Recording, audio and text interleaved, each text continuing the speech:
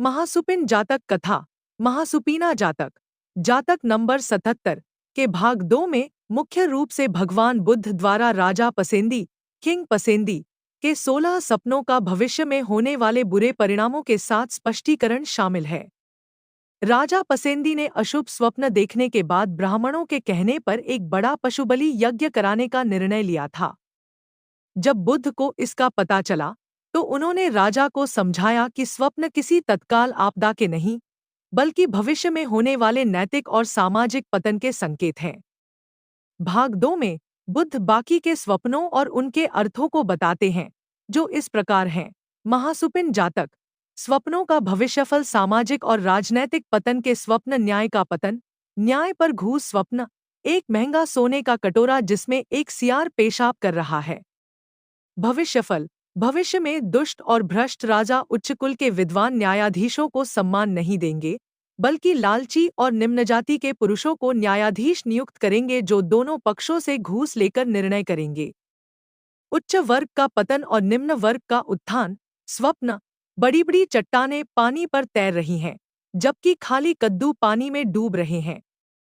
भविष्यफल, आने वाले समय में राजा निम्न जाति के लोगों को उच्च पद और सम्मान देंगे, जिससे कुलीन और गुणी लोग निर्धन हो जाएंगे और उनकी प्रतिष्ठा मिट्टी में मिल जाएगी।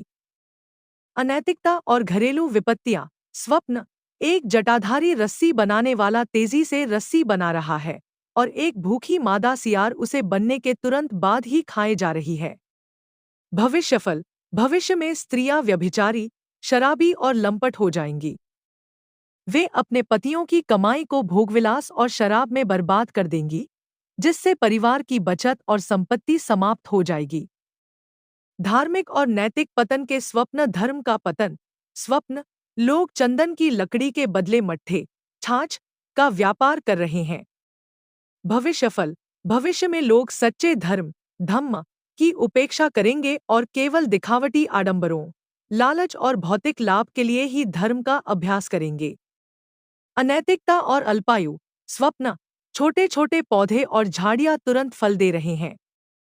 भविष्यफल, भविष्य में लोग अल्पायु होंगे और युवा लड़कियां अत्यधिक कामुकता के कारण कम उम्र में ही विवाह करेंगी और बच्चे पैदा करेंगी। प्राकृतिक विपदाओं के स्वप्न। अनियमित वर्षा और फसल की असमानता। स्वप्न, एक बर्तन में चावल असमान रूप से पक रहा है, कुछ गीला, कुछ कच्चा और कुछ ठीक पका हुआ। भविष्यफल, भविष्य में वर्षा असमान रूप से होगी, जिससे कुछ क्षेत्रों में अकाल होगा, कुछ में बाढ़ आएगी और केवल कुछ ही क्षेत्रों में अच्छी